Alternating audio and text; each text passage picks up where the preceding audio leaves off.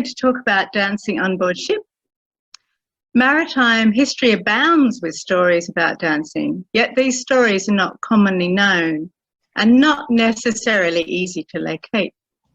I've been fascinated by this subject for many years, and today I'm going to share some of the information I've discovered. As soon as ships became large enough to include a reasonable sized deck, people probably started dancing on them. Some of the earliest accounts come from the journals of explorers. It's usually easier to find information about the musical instruments on ships and musicians in the crews, rather than references to dancing. So we'll look at this to begin with. We know that for the majority of ships, there would be usually a few men in the crew who could play musical instruments. We have an astounding example of this from King Henry's warship, the Mary Rose. This sank in 1545 and it was recovered in 1982. During the very meticulous recovery program, a number of musical instruments were found. This is one of the fiddles. In total, they found 2 fiddles and a bow, a shorn, which was a predecessor to the oboe, several 3-hole pipes, and a tabor drum with a drumstick. Moving forward to 1582, we have an account from Richard Hawkins, who made a voyage across the Atlantic from Guinea to the West Indies. He noted taking trumpeters, musicians, and waits for his long voyage. Curiously, he didn't consider trumpeters to be musicians, since he listed them separately. Francis Drake voyage around the world in the Pelican in 1577. He carried a rich variety of musical instruments and the men to play them. Evidently, these musicians weren't necessarily highly regarded. Captain Woodes Rogers in 1712 listed fiddlers in the same category as tinkers, tailors, haymakers, and peddlers. In the Navy, the Marines provided drummers and pipers for shipboard music. The first Marine Corps was raised in 1664, and here's an illustration of a band of musicians in 1825. And you can see that they have quite a range of instruments, quite a selection. It seems more often that fiddlers came from the crew and that they supplied the music for dancing.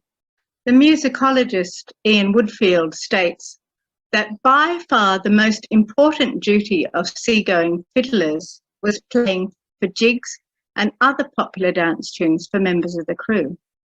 If you're interested more in this aspect of music, I can highly recommend Ian Woodfield's book, English Musicians in the Age of Exploration.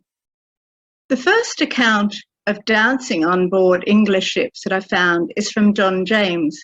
He sailed with John Davis, Elizabeth's first chief navigators. In 1585, they went in search of the Northwest Passage, and James describes how the English sailors danced and ran races with the Eskimos, how the sailors could jump higher, but how the Eskimos were more than their match in wrestling. Coming forward almost 100 years, there's a very special story from 1671. This comes from a ship called St. David's. This picture shows a ship from the same year, so they probably looked similar.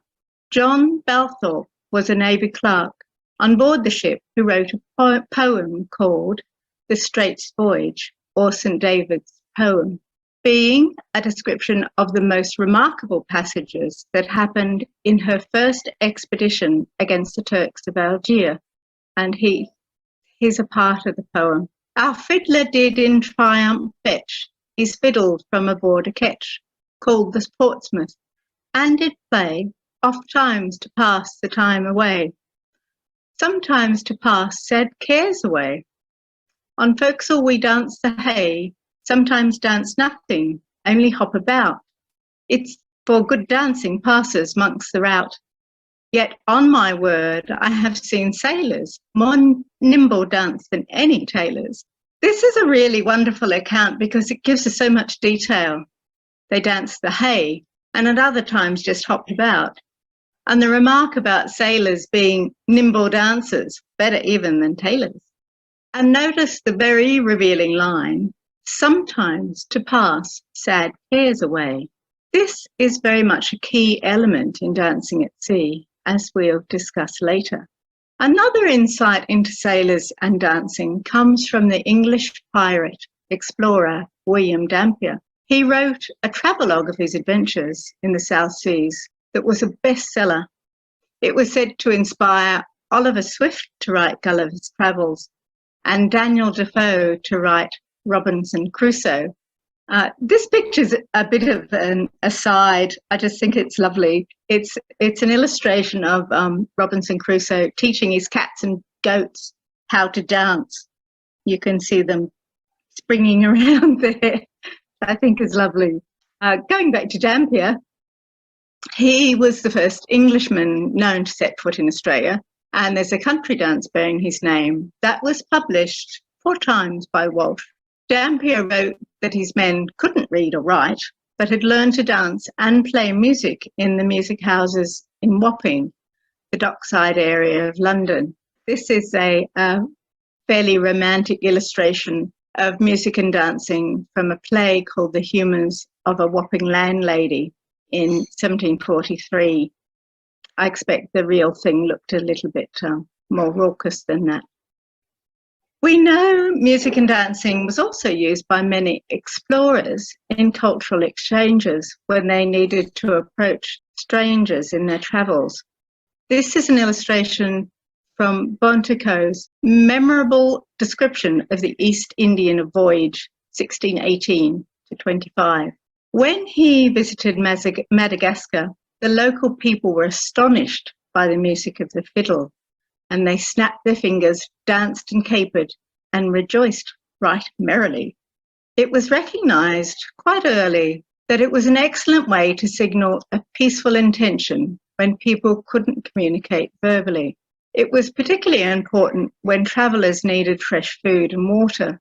It was imperative that they didn't engage in fighting, because if the explorers lost any of the members of their crews, they wouldn't be able to sail the ship properly. A few examples of explorers who used dance in this way include Columbus, Abel Tasman, Admiral Byron, and Captain Cook. James Cook is the navigator who is credited with mapping more of the world than any other man. It was noted that he used dance in cultural exchanges across the Pacific.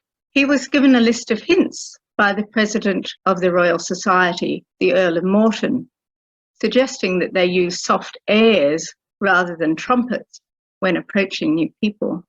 We know on his first voyage, Cook had at least one musician, a fiddler, while on subsequent voyages he was able to provide a full band of musicians to entertain the locals.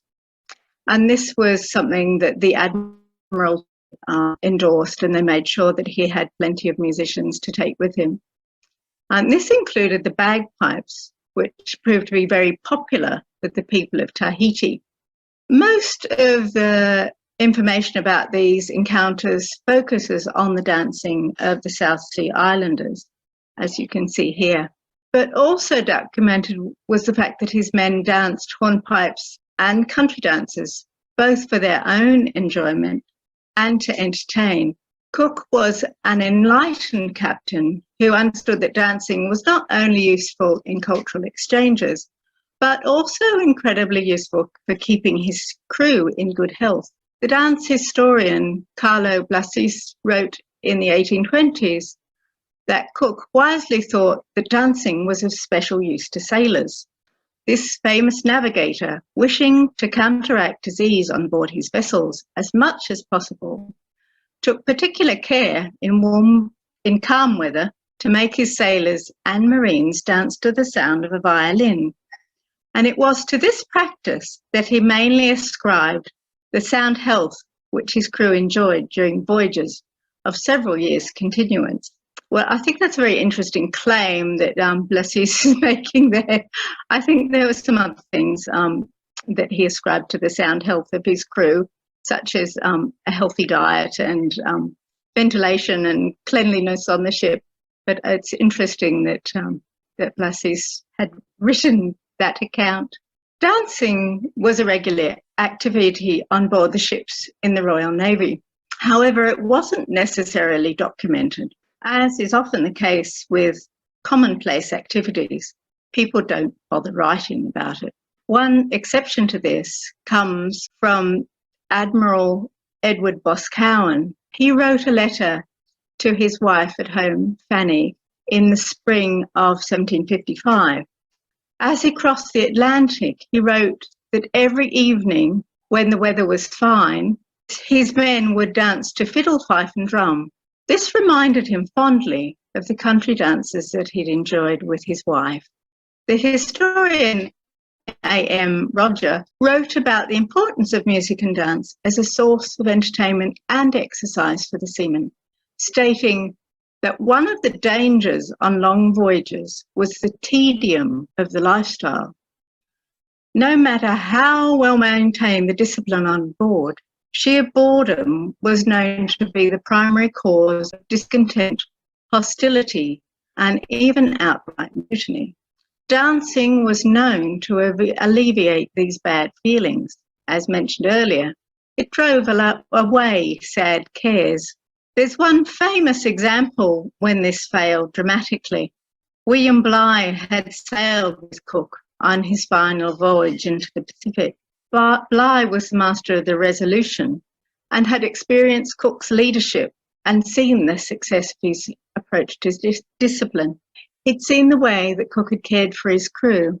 Some years later, when Bligh was given command of the Bounty, he made sure a fiddler called Michael Byrne was signed on. But Bligh made the mistake of forcing his men to dance with the notion that it was essential for their good health.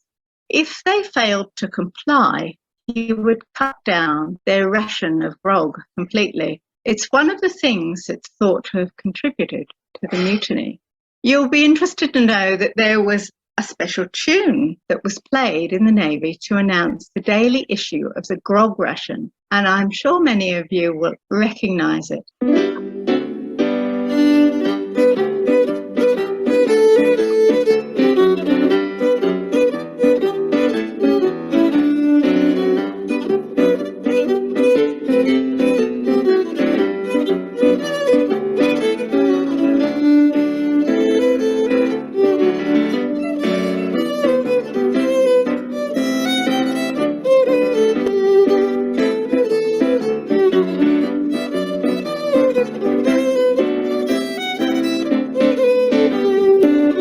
That's the tune, Nancy Dawson.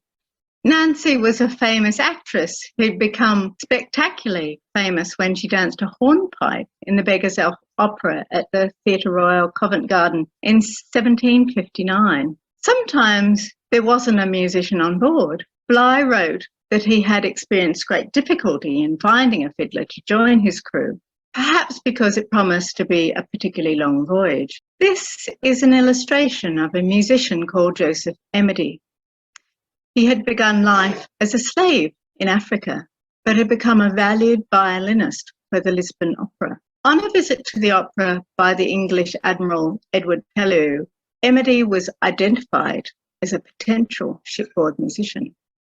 Pellew and his officers hatched a plan to kidnap Emedy to furnish music for the sailors dancing in their evening leisure, a recreation highly favourable to the preservation of their good spirits and contentment.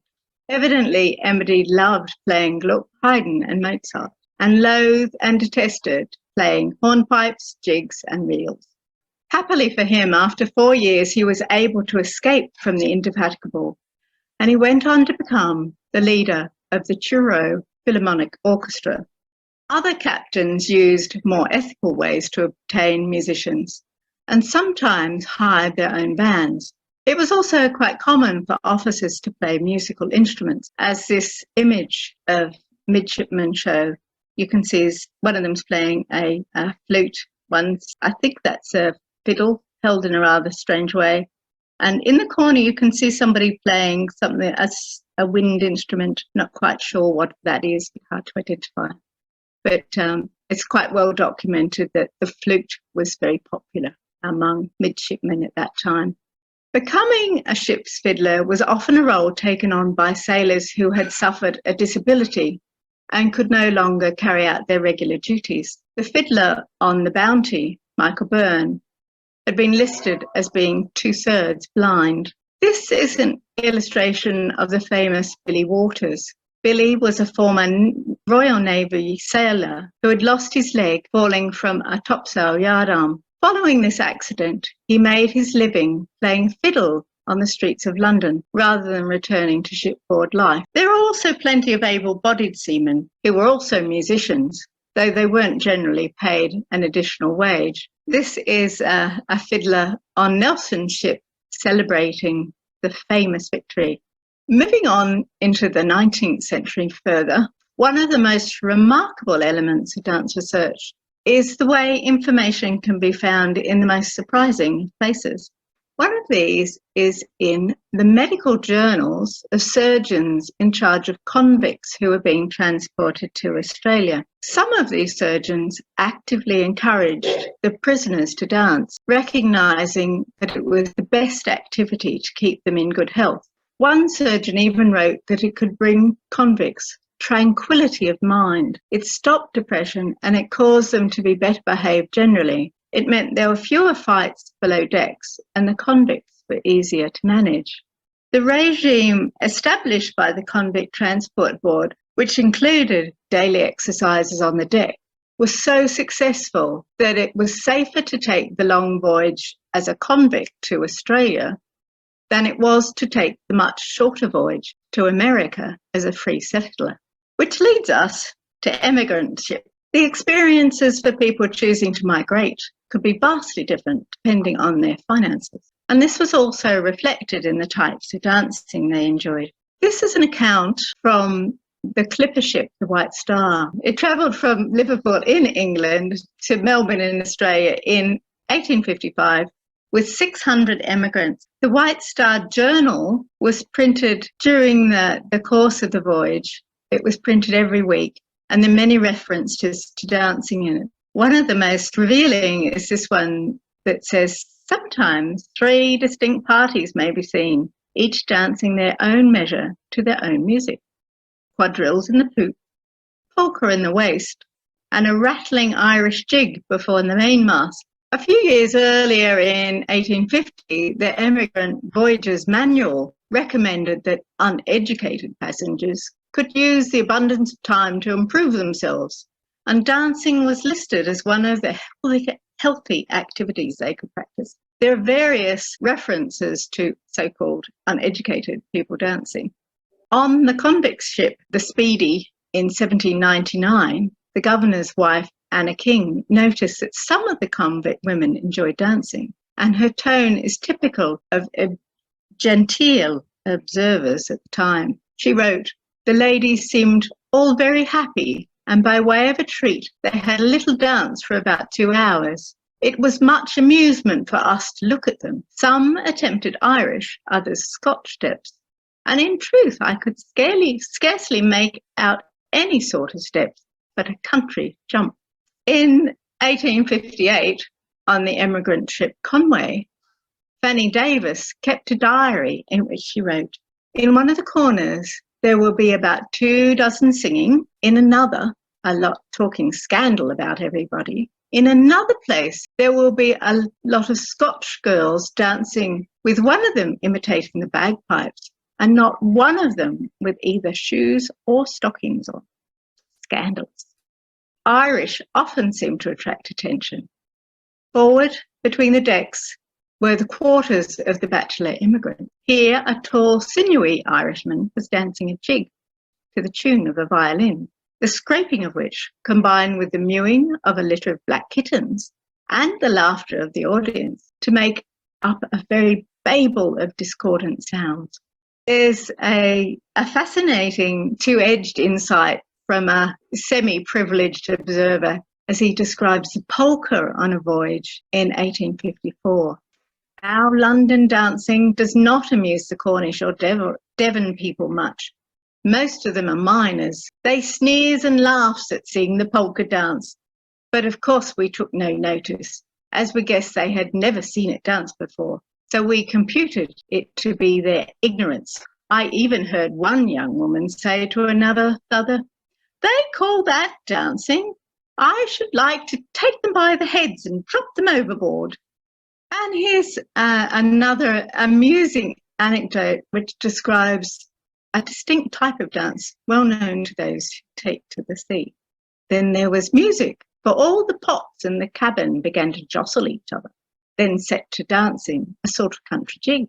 This soon grew tame for some of them, and after a preliminary fling or two, they leapt over the wooden borders to the table and danced fandango in the middle of the cabin, showing that even pots and pans can take up dancing in inclement weather at sea. Of course, for the more privileged classes, dancing on board took on a completely different perspective. Balls were very special events on ships, and this is an illustration of a ball on the deck of the HMS Rattlesnake, showing how it could be successfully transformed into a beautiful ballroom. It was common practice for larger ships, especially those conveying important people, to give quite elaborate balls when they visited a foreign port. The highly polished decks of naval ships were perfect for dancing, especially in locations where ballrooms hadn't been constructed. This is a naval ball given by the officers of the Orlando in the Mildura. Sometimes these high society events would be celebrated with specially composed music for dancing. In this case, the Orlando Waltz. You can see there it's dedicated to the Rear Admiral. The custom of dance and music being devised to celebrate seafaring was nothing new. Going back to the 18th century, we have the English country dance for the explorer William Dampier, which was published in Walsh, as I mentioned earlier, to capitalise on the success of Dampier's travelogue. Other explorers were also celebrated in dance: Lord Anson, La Perouse, and Captain Cook, to name just a few.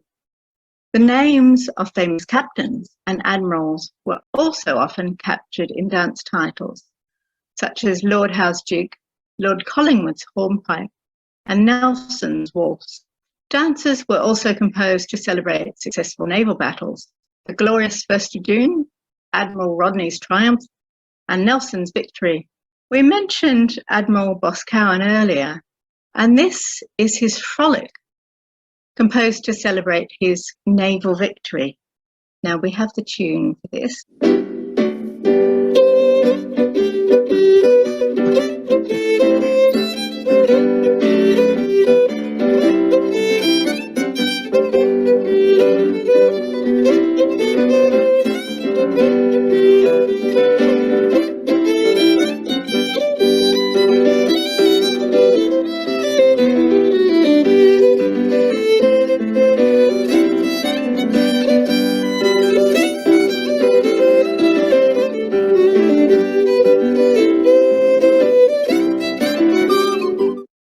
So a very sprightly tune, and we do dance that one from time to time. It's quite jolly. In the 19th century, dance music was composed for ships to celebrate their speedy passages. The Chusan Waltz celebrated the first Royal Mail steamer from Great Britain to Australia, which made the voyage in record time, almost half the time it took for a sailing ship. The Chusan made the run to Sydney in 80 days, carrying mails and passengers, and the citizens were so delighted on her arrival that they created a new dance tune called the Chusan Waltz. And of course, quadrilles encouraged all manner of maritime themes: the Trafalgar quadrilles, the Jack Tar quadrilles, the British Sailors quadrille, and the Lookout quadrille, to name just a few. Everyone dancing these would have enjoyed the jaunty and well-loved tunes, and you can easily imagine the dancers taking full advantage of the stirring music. And now to the theatre. As a maritime nation, the British love the sea, ships and sailors, and what better place to enjoy the culture than on the stage? This is the aquatic theatre at Sadler's Wells, where a large tank of water was constructed that covered the entire stage. naval battles, shipwrecks, and drowning sailors all were depicted on the stage. And of course, these dramas often included dancing. In a little aside, they often used children as drowning sailors because the water was a bit shallow for adults. So they would throw children in so they would flounder around and look a bit more authentic, completely ethical, of course. So moving on, in 1788, the grand pantomimic ballet of The Death of Captain Cook was published in Paris, with an English version opening the following year in Covent Garden. This obviously featured a great deal of dancing, and at least one of the scenes was devoted to sailors. Seafaring was a popular and enduring theme in the theatre, particularly as the Royal Navy gained supremacy, and theatrical works invariably included sailor dancing. This is a picture of the famous actor Thomas Cook, who specialised in acting the role of a sailor. In the late 19th century, the famous comic opera HMS Pinafore, or The Lass That Loved a Sailor, by Gilbert and Sullivan, took to the stage, and this continues to be popular to this day and often includes much hornpipe type dancing, because the dance most represented in the theatre is the sailor's hornpipe. In 1829, Yeats, who was an English dancing master, wrote that few English seamen were to be found who were not acquainted with the hornpipe, and some indeed danced it in perfection. He noted that schoolboys destined for a naval career made a point of learning the hornpipe, and during the 19th century it was included in the training of naval cadets. Such was its popularity that it was labelled as the national dance of England. The origins of the hornpipe are uncertain. This is an illustration of the instrument which gave the tune and the dance its name. It's thought to have originated as a stage dance, which was then adapted as an occupational dance for sailors.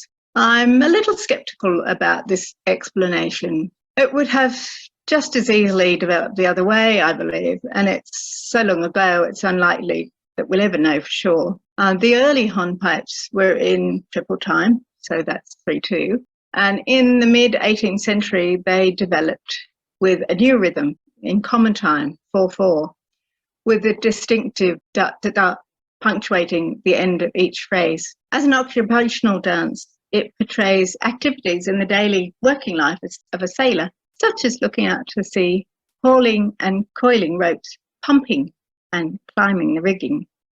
This man's heaving the lead. An early description of the hornpipe comes from the actor Durang, who left a very detailed description of his stage version of the dance. There's a wonderful video of Wayne Sleep doing an interpretation of this dance.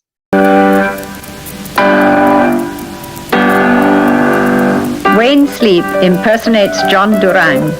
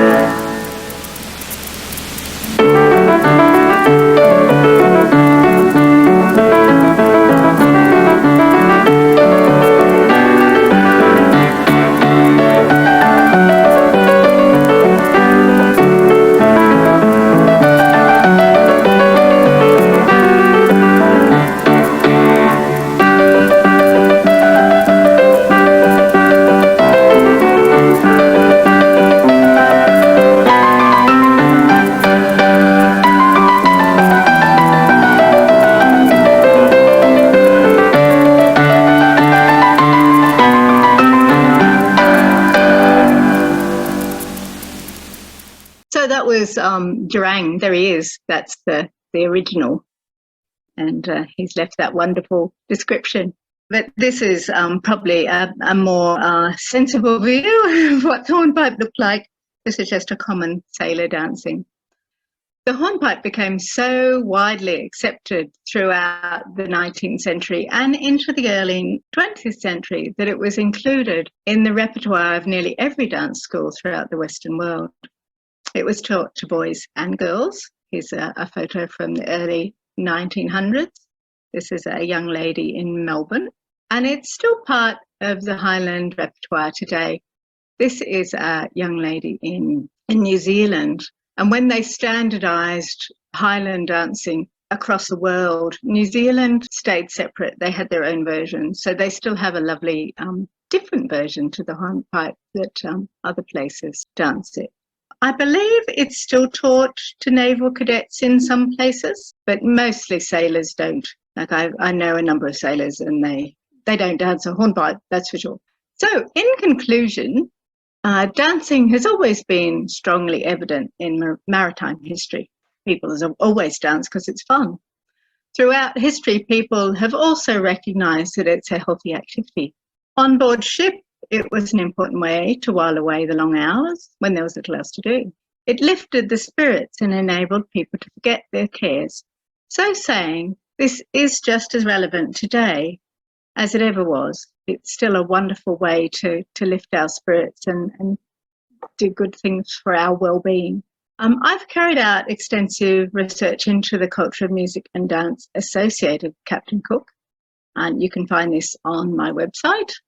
And we've also developed an education unit for primary schools that's particularly geared to the Australian curriculum, though that is changing. They're sort of writing Cook out of the things that they should teach children these days. And the music we've played today is from our CD that recorded 2020, so that's available too. On the website, you can also read about dancing on convict ships. And if you're in Australia, you'll be able to visit my exhibition, Dancing in Fetters, the Culture of Convict Dance. So thank you, everyone. That's the end of that presentation. Dancing on Deck, A Maritime History of Dance. Thank you.